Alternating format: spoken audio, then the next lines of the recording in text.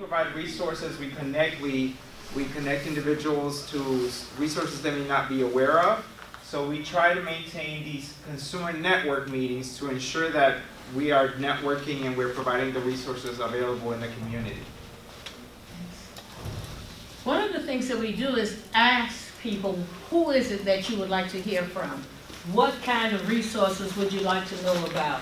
And then we go about the business of finding those individuals, whether it's a legislator that we can get, or whether it's family service, Federation of Families. We are connected to families because at one point Federation of Families was under us, and then they branched out on their own in Miami-Dade County. We were kind of helpful in getting the Key Clubhouse going because they started out at the Consumer Network. We have, sometimes we'll have a psychiatrist to come in and talk about what questions to ask that doctor. We may have someone talking about the diabetes, heart disease. We may have other individuals who have grown in their roles to come in and just talk about whatever title you want to talk about. We're going to find someone there to talk about it. Bring in brochures, bring in information so that you will know what's in your community. And a part of that, we also provide trainings to the community during these meetings. So we try to bring in information that the family members or individuals may benefit from free of charge. So this is a community meeting that we have. This is another resources that individuals can access just to get more information about the system of care. I just, me working in the system of care, even I have sometimes difficulties trying to access services for someone.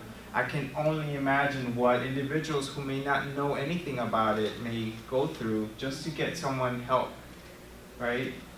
So that's one of the main reasons that we have these meetings, is to make sure that we connect individuals to the right resources and make those connections, hence the word networking.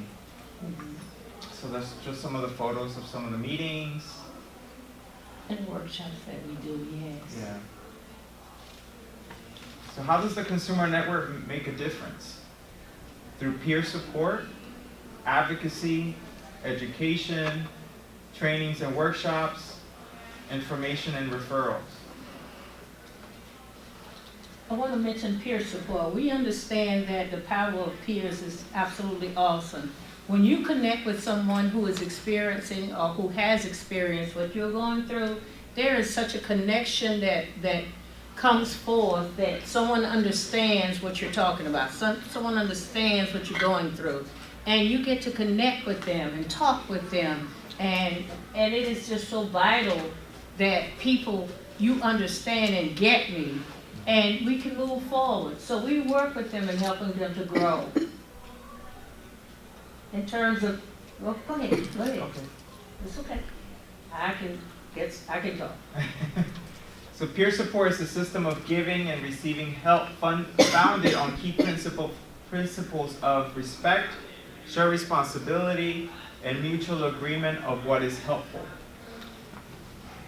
So as Sandra explained, I think peer support is like one of the big instruments to help someone going through a tough time, something that they've never experienced before, maybe the onset of a disorder, and it just, that support that someone can get through peer support is instrumental to helping that individual in their own recovery.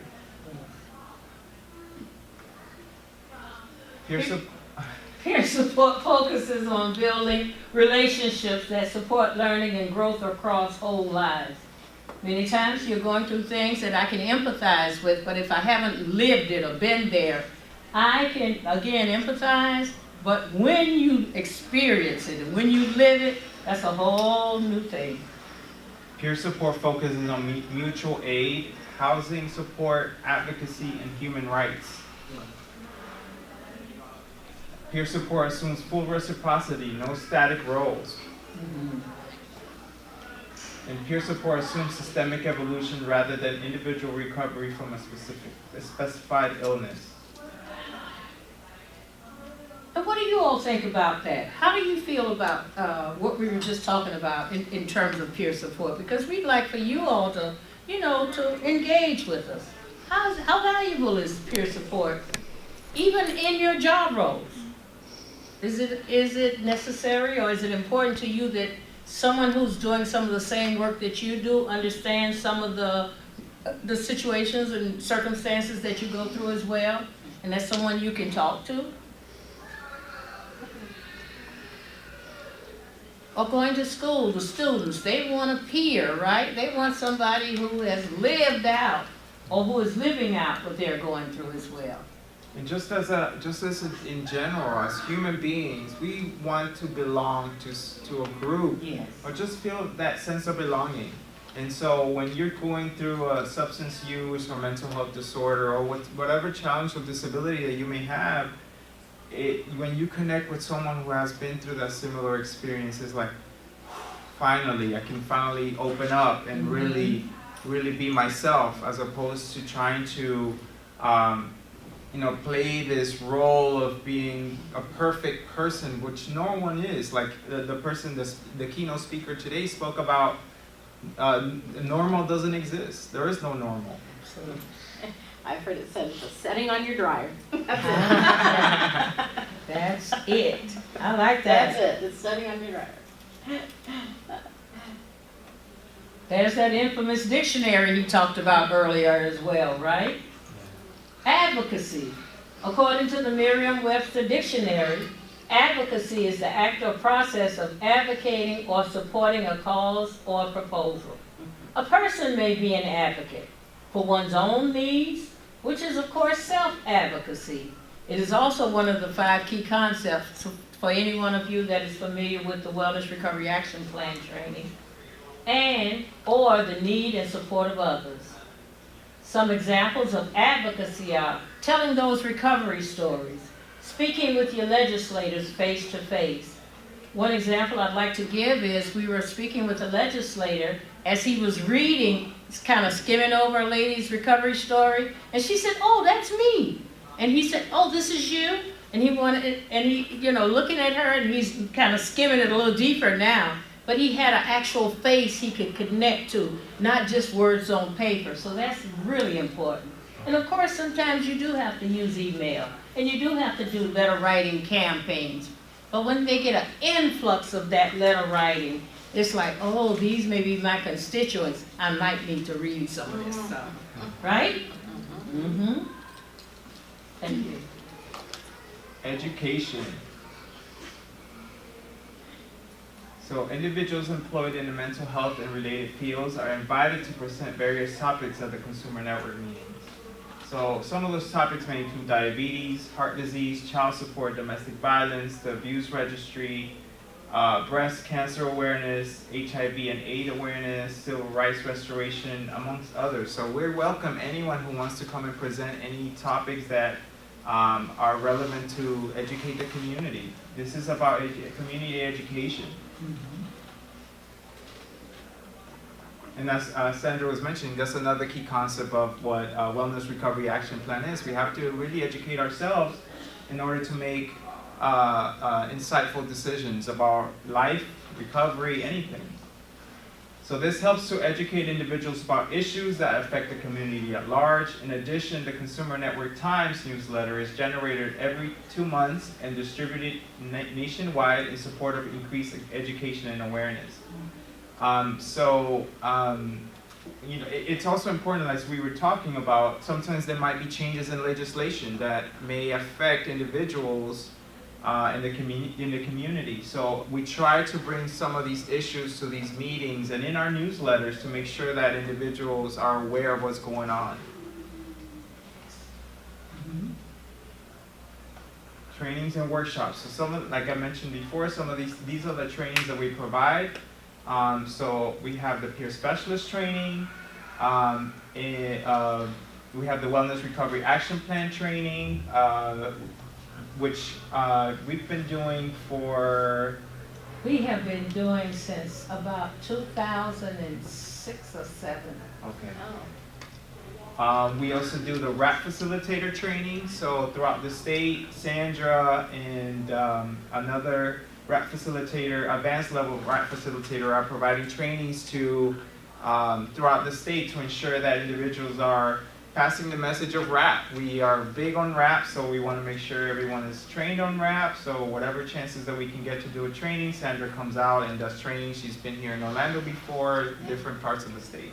I'm just hearing about that. I wanted to just show you, I only had the one, but they Trying to actually, grasp it, because this is the first, Tom, you've heard this year is it? the first time I've heard about it. Oh. really? So This is you're saying it's been being trained since Yeah. 2006? Yeah, Yeah, well, and we it's a- first initially got the training at 2006. Wow. I only have this one book, but it's rap for people with developmental distinctions. Oh, I Notice like the that. word disabilities. Can you pass this Yeah, around? sure. Oh, please? yeah. Notice you don't hear the word disability. That's right, it's unique. Distinctions. Unique Pass that is around, legislative. right? And Yeah. RAP is also trained in other areas. There's a wellness recovery action plan for youth, for those who are in school. There's one for children, there's one for adults, there's one for veterans, there's one for addictions. So most of the concepts are the same, but some of the triggers, action plans, and other. Are you? Okay. Sorry, what's the youngest age for youth? For youth, it's a little bit more simplified, it's more activity-based. So I would say to you, I would go, don't quote me on this, I know I'm advanced level, but I'm not, don't quote me on this one. But I would really start maybe like 6 to 8. And the reason I say that is because different youth, some youth develop a little quicker than others. So wherever you feel is, maybe I can check this out and introduce it to my child, I would suggest you just purchase one book, look it over, and see how it feels to you, and you'll know when it's time to start. But I would love it if each of you would learn about rap for yourself, because as you learn about it, you'll learn how to use it for yourself, because you need self-care too. Everyone in this room has different situations that come up and circumstances, and it's a common sense approach to wellness. Yeah. So it doesn't matter if you have a physical ailment, a behavioral health ailment, it doesn't matter if you're just going to college. It is a common sense approach to wellness, okay? I have a question. Can you repeat, since we weren't in here, meaning the camera and I, what RAP stands for? Wellness Recovery Action Plan. I may have one red book. I had Elvin helping me carry my stuff. He was like, ugh. It is heavy. So I couldn't bring that much stuff with me, but I may have a book here that you can look at. Okay. Do we have it more in the presentation? I can't remember. I don't, touching on it, yes, touching on it. I just wanted to pass a book around for them to see. Just to give you an idea of what rap is, and you can, what she was saying, going to college, perhaps, we are in the first semester of college, and a rap plan for that would be, perhaps you're getting anxious about starting your first class. So you would develop these wellness tools and look into, okay, what are some of the things that would help me in a situation where I'm anxious? So for me, I would say maybe going out for a walk, or maybe going to the beach, right? So I would say that I'm going to use one of my wellness tools to help me feel better, so that when I go into this class, I have some tools that will help me. If I can't go to the beach or go for a walk before that, I would say, okay, maybe I need to call someone, utilizing your support system. So this is a plan, it's a common sense approach where you will list a lot of those things that you already have knowledge of, but you're just putting in a plan. You're writing it out. Yeah. So then when you're going through something, you really go back to your tools and say, okay, what is in my toolbox that I can utilize in this situation? Mm-hmm.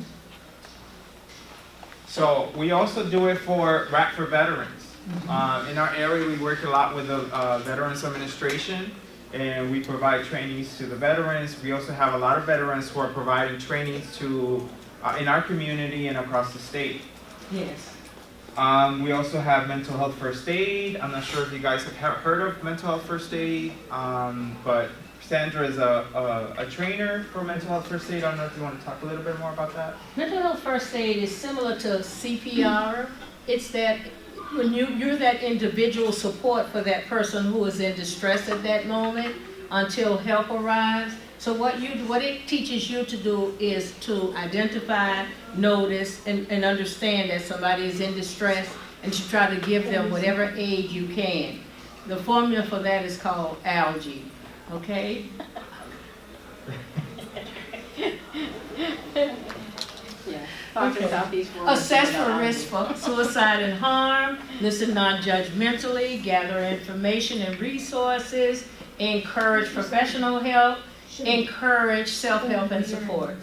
Sometimes I have these little, I mentioned earlier, I had some things going on, but yes. And, you know, as a result of the, of the tragedy that happened in Parkland, the SAMHSA was actually focusing on trying to get more mental health first aid programs within the school systems to educate individuals, like teachers, school personnel, cafeteria staff, and all individuals to really understand what it looks like to have a mental health or behavioral health condition. Also, any type of first responders, could Law be enforcement. law enforcement, and just the people in your neighborhoods, okay? Yeah. So are teachers trained in this? I mean, That's the focus. I think that it's going to move towards that. I don't think it's there yet. It's Yeah. moving toward It that. is a wonderful training. I've been through it and it's fantastic. So. Yeah. Where were you when I was struggling with that aid?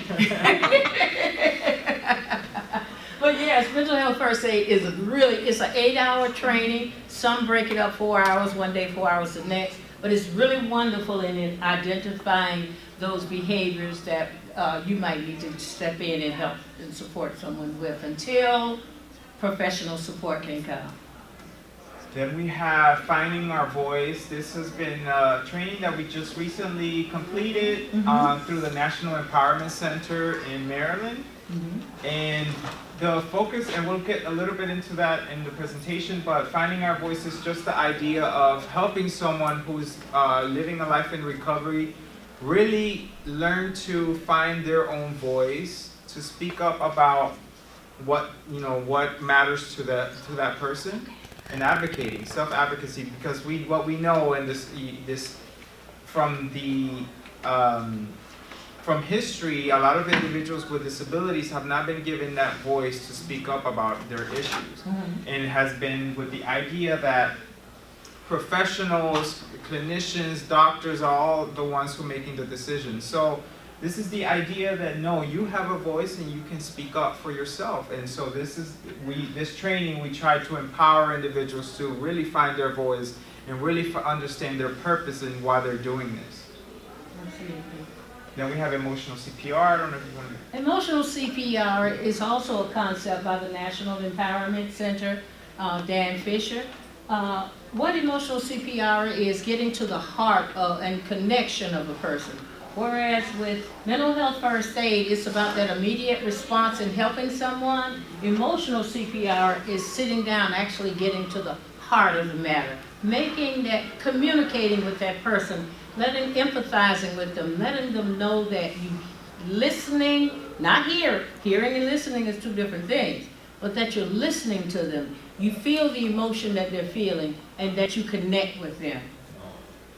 We also have leadership training. We offer this in an online basis, so it's on our website in Spanish and in English. And we also have strategies for employment.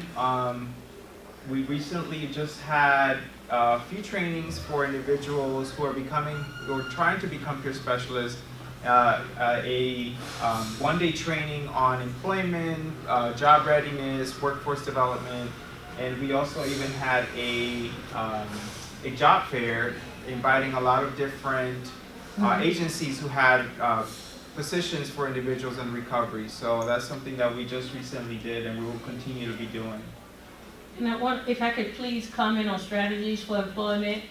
One of the things that we realized as people were being trained to become peer specialists is that piece or that caveat needed to happen where they had the experience of actually sitting down, talking with someone who being interviewed for a position. Elvin was one of our job interviewers, and they had to come dressed to be interviewed for a position. We really wanted them to experience what it's like before that we just not throw them in the water, but let them get the feel of this is what it's going to be like when you go on a real job interview. And we found it to be very successful. As a matter of fact, we hired a couple of people Yeah. as a result of that mock interview.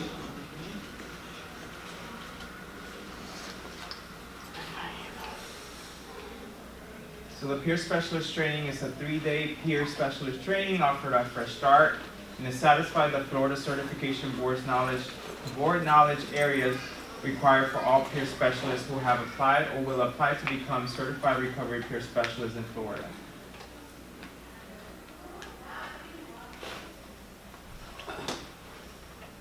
Some of those topics include effective advocacy and leadership, identification and treatment of mental health disorders, hope, recovery, resiliency, and RAP, legal issues in mental health and advanced directives, stigma and discrimination issues in mental health, ethics, confidentiality, HIPAA, and mandatory abuse reporting.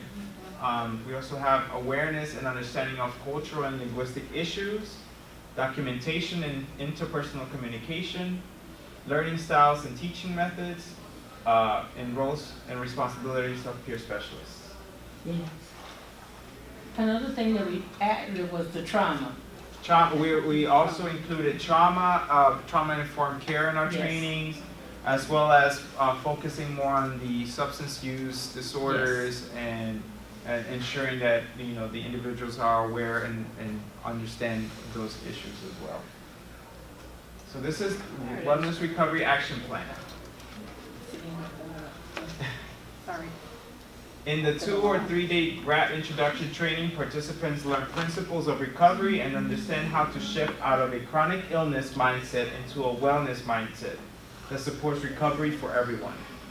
Absolutely. In the past, we got lost in the medical model of not necessarily the word recovery, but in the medical model.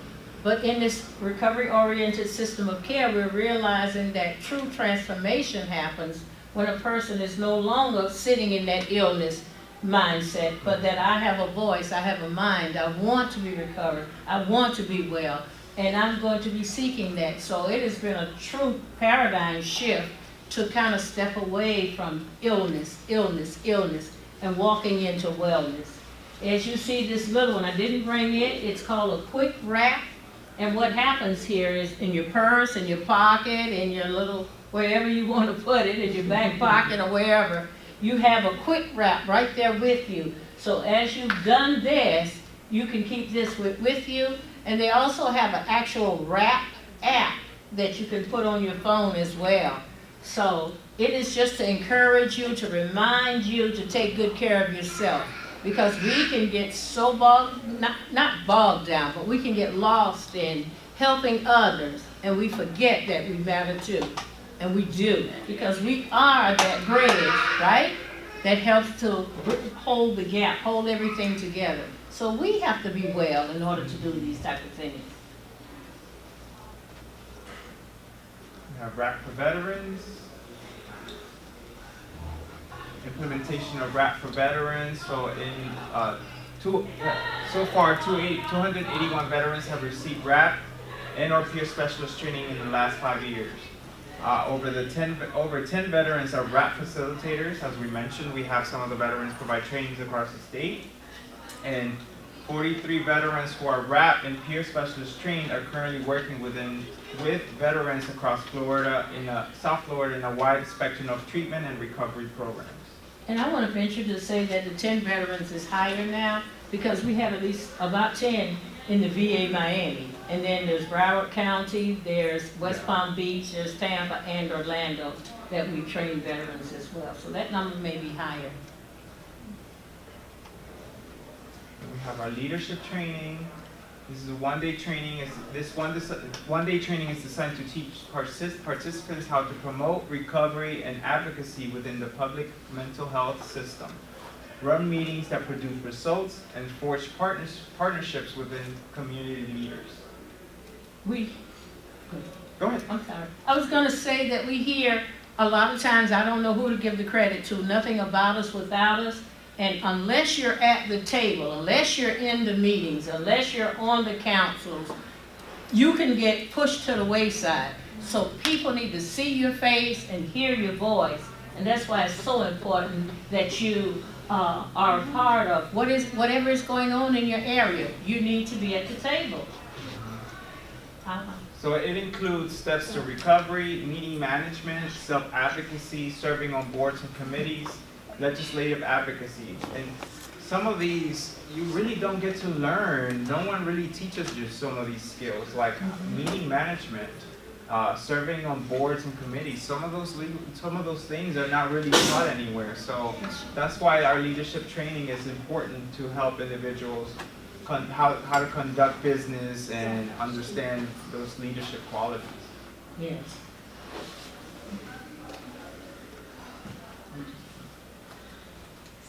So why do we need leadership training, and how does it impact consumers? The development of consumer advocates assists in helping individuals become a vital and productive part of the community at large, bringing lived experience into the decision-making and problem-solving processes within community mental health centers, substance abuse and mental health planning councils, and other boards. So as we said, in promoting advocacy at a statewide level, and even in the legislation. Absolutely. Then we have our Finding Our Voice training, and the purpose of our Finding Our Voice is to empower the voice of people with lived experience and teach them the principles of dialogue, to enable them to develop recovery and wellness-based communities. So the 6 principles of dialogue is using your authentic voice, finding that voice, your genuineness, listening together without resistance, really listening and removing any judgment, any bias that we may have towards someone, and really listening to what they have to say. Suspending certainty about our view, non-judgmental perspective, respecting others and their differences. You know, we know that we're not all the same, and so we have to respect others for their differences. So is with this idea of let's agree to disagree, right? Genuine dialogue is heart to heart, so it's connecting through the heart, not just through our ideas, but really resonating with that person. And also having equality in the absence of coercive influences. So all voices count equally. So it's trying the 6 principles of dialogue is trying to help and promote the individual to communicate effectively in the efforts of really resonating with the individual and empowering the individual to make better decisions, to promote advocacy and self-advocacy. Stigma abounds. I would love to hear the thing about there is no normal, but stigma abounds. And sometimes I may be going through some challenges in my life, and someone sees me and they say, well, what is going on with her? Or I don't want to get around her. Or heaven forbid, I had a guy years ago that refused to shake my hand or touch me. I guess he thought I would rub off on him. And that's a stigma. That's something that we have to shatter the myth that people are different. We all have our own challenges, our own situations, and our own circumstances to contend with. We don't have time to judge someone else's, because when we look in the mirror, we will find that we're staring back at ourselves. And listening to what a person has to say is so important. Bless you. And respecting others and their differences. We just heard in the other room Mr. Brown say that his daughter is with NASA, right? So to look at her, you would think, well, I don't know what somebody would think, but he said that others judged her, right? There was stigma going on. And this young lady may one day, to her mother's chagrin, may be in a spaceship one day, right? And so that's the stigma of it all. This young lady is so powerful and so awesome and so learned, and we're judging her because she's in, what do you call it, a cage, steel cage or something? That lover that she had, he was calling it a cage. But yeah, so to look at me does not tell you my greatness, my goodness, or my purpose. To know me does that. And so that's what's so powerful. That's why, and then every voice counts equally. Every person should be at the table when decisions are being made. Everyone should be at the table, or the collective table, so that every voice can count. Because you have something to say. You were born for a purpose. Your why, as at a Ross meeting that was talked about maybe 2 years ago, why are you here? And we were all defining why we were here. And for some of us, it's to support those who need to, move forward. I said that's what I said I was there for, to help others to move forward. But I like that, being in that place. I'm okay with that. But I do come with my own set of challenges and issues. But I still can be a catalyst to support someone else to get to where they need to be. So I might not be the one on the top rung of the ladder, but I'm a part of the ladder to help you get there, in spite of my differences or different abilities.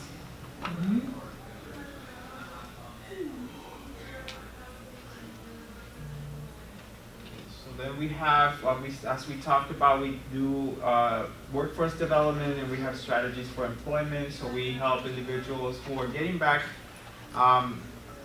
trying to get back into the workforce. So we help them with resume writing workshops, how to dress for success, interviewing skills, role playing, and skits that will help them in their job readiness.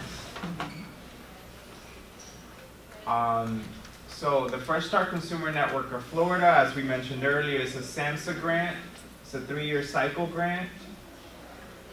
And so Fresh Start on Miami-Dade has been awarded a SAMHSA grant on 3 consecutive cycles, 2009, 2012, and 2015. We're at the end of that grant right now, and grant funds have been used to build and develop a consumer voice, as well as to promote collaborative partnerships throughout Florida. The aim of the Statewide Consumer Network is to lessen the stigma of mental illness by using advocacy and wellness tools and identifying positive role models. This is done through evidence-based recovery initiatives such as the Wellness Recovery Action Plan, Facilitator Training, certification training, peer specialists, leadership, finding our voice, and advanced directives trainings. And we're proud of that. I want to say it has been wonderful doing these things, because when you see the light bulb come on for someone that it's all about them. It's all about their recovery. It's about you as a supporter taking a part in that, helping them to get to where they need to be. It's about you taking care of yourself.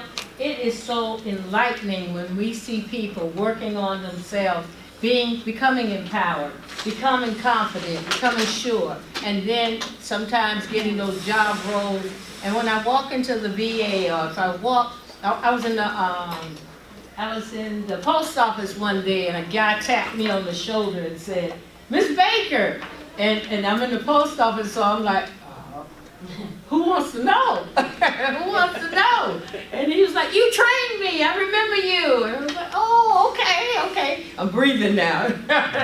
I'm breathing now. See, I'm stigmatizing post offices, right? Forgive me for that. But it was so wonderful to see someone I hadn't seen in years still remember that the work that we were doing was meaningful to them. And it's just wonderful whenever I go somewhere, or whenever Elvin and I are somewhere, they remember one of us, both of us, or many of us, because there are a lot of rap facilitators out there now as a result of this work that we have been doing and hope to continue through the Substance Abuse Mental Health Service Administration Statewide Consumer Network grant. And it is a consumer network grant, but again, we have worked, anyone was welcome to our trainings. We didn't say, "Oh, you're a family member, oh, your mother, your father, your auntie." Everyone was welcome, because if everyone belongs at the table, they need to be educated, empowered, and aware of what is going on within them and around them.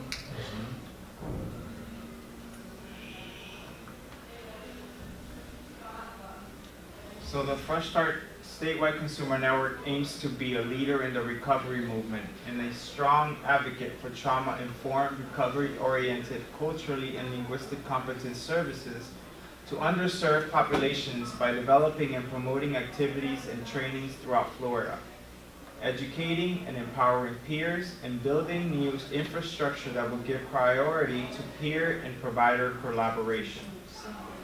Now say it two more times fast. I don't know about that. Okay. So the goals, obviously, that we mentioned, to build a consumer voice, preparing consumer leaders within each of their areas of in major counties throughout the state of Florida, throughout no-cost training, role modeling, and mutual peer support. To close the gap between what consumers need and what is currently available, to reduce the burden of trauma, fear, discrimination, and stigma through advocacy, system transformation, and statewide policy changing. Promote mental health consumer-driven and consumer-run services that center on recovery and wellness through trainings offered to consumers, providers, and stakeholders. Empower consumers through education regarding their rights within the mental health system with managed care and their own treatment. And to increase the number of peer specialists and promote peer specialist services in Florida's mental health system of care.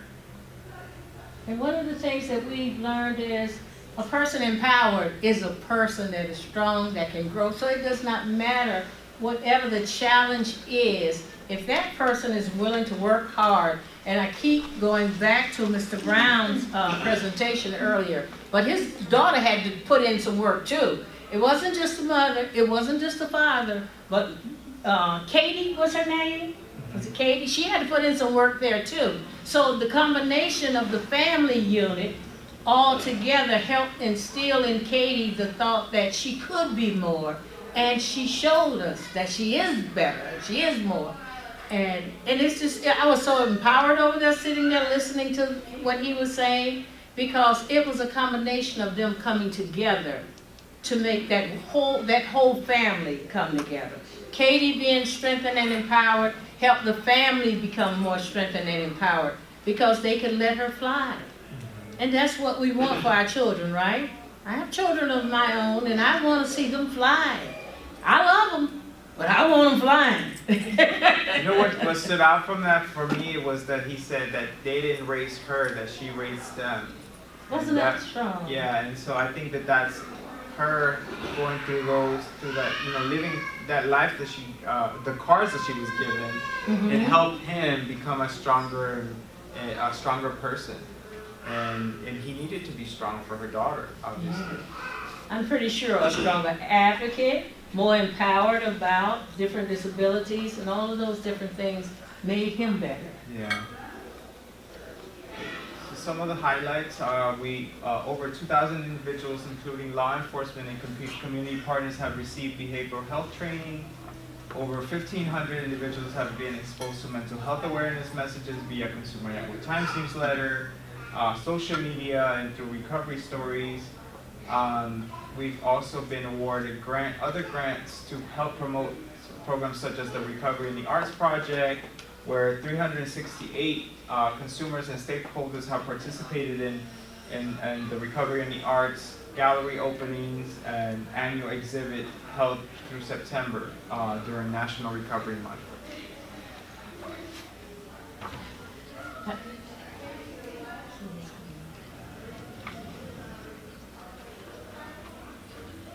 So we've conducted trainings in English, Spanish, and Creole. And to the veteran population, Consumer Network members provide assistance in the development of the Consumer and Family Resource Manual through our managing entity, South Florida Behavioral Health Network, which provides information about community resources, provided training and technical assistance to Broward and Monroe counties in the development of Consumer Network and other units.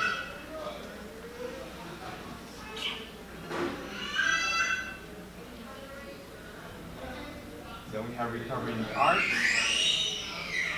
which is an annual project consisting of a series of free art workshops providing persons with mental health or co-occurring disabilities a unique healing opportunity to learn, create, and display their art at the annual Recovery Month exhibit in September.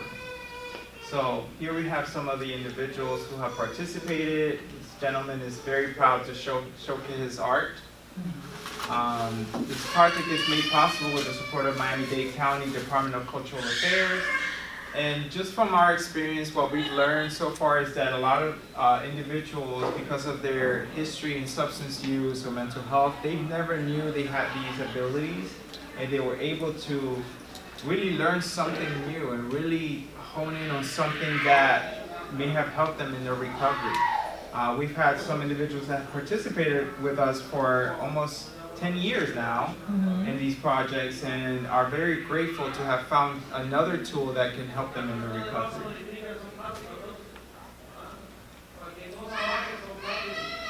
One of our newest projects is our Peers on the Move project.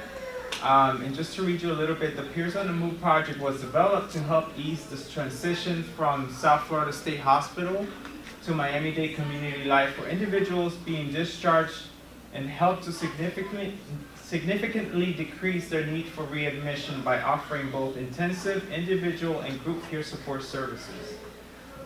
So just to give you a little bit of history, I'm not sure if you're familiar with the institutionalization, movement that happened at one point. And at one point, individuals were stayed in the state hospitals for years and decades or would never come out.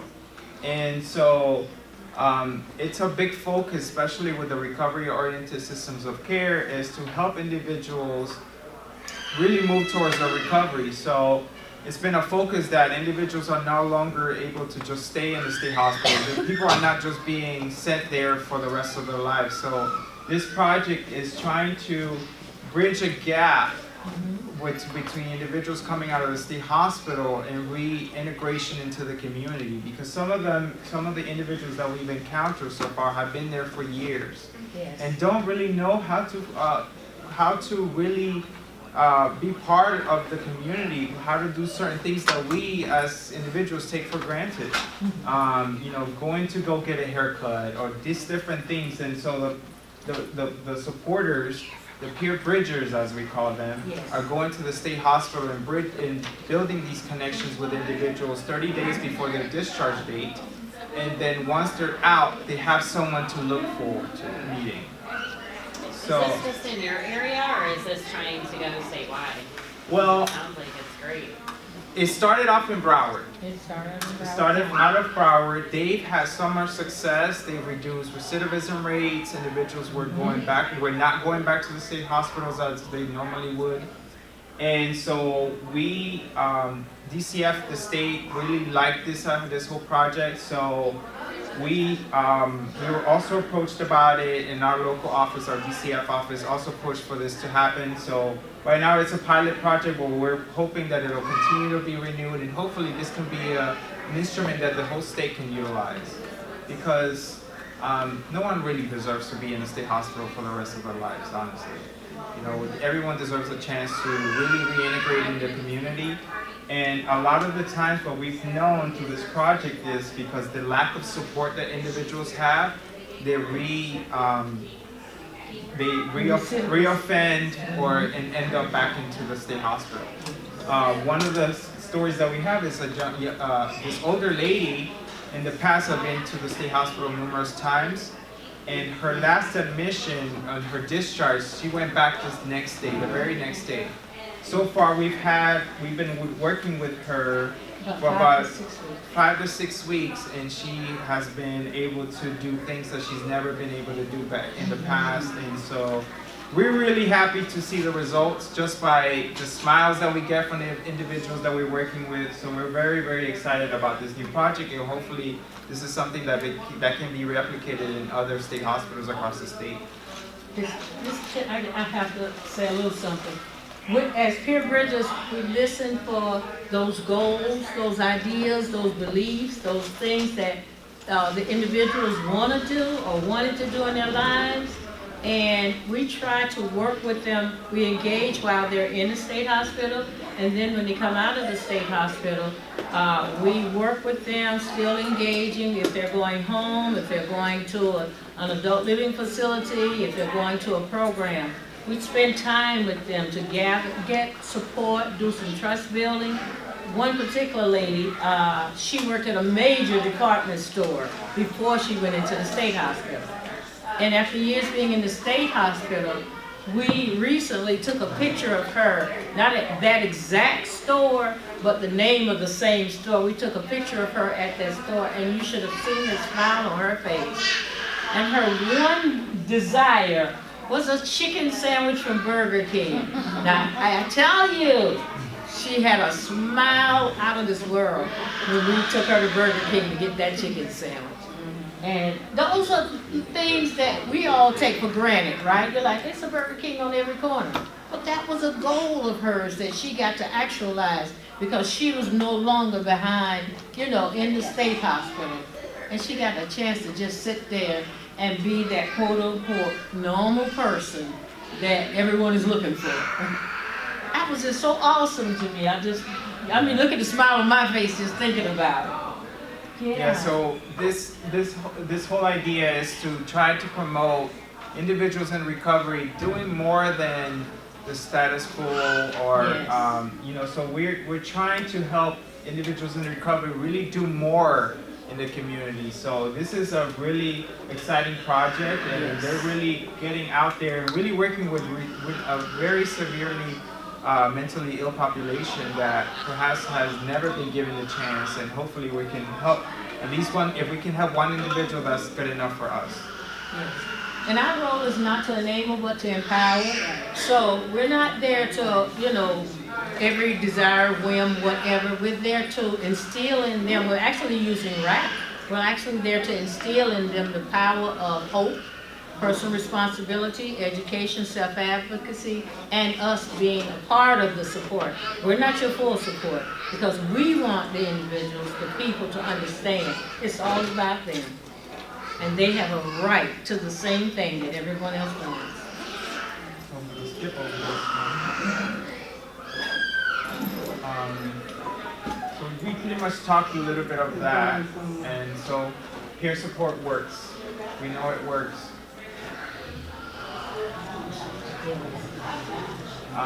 We've also had an annual statewide peer conference in collaboration with the Peer Support Coalition of Florida, Optum Health, Magellan Complete Care, and the goal of the summit is to promote peer workforce development and the integration of peer services and advancement of recovery-oriented systems of care. Last year we had our first successful annual conference. Over 100 peer specialists and RAP facilitators participated in this event.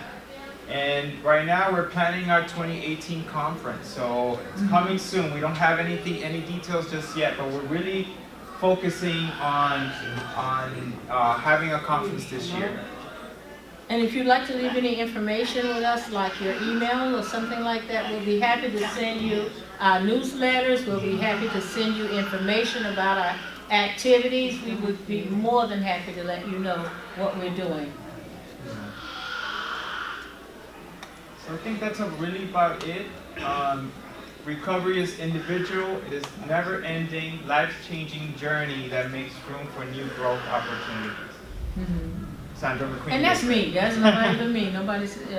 Because I think that you're always on a life journey. Until you're no longer in this life, you're on a journey. Every day you wake up, and that's okay too, because you get to wake up, right? That's the cool thing. You get to wake up. Yeah. And that's about it, folks. Okay. That's Thank you for coming. So this is yours, Okay. and like I said, I've never heard of this.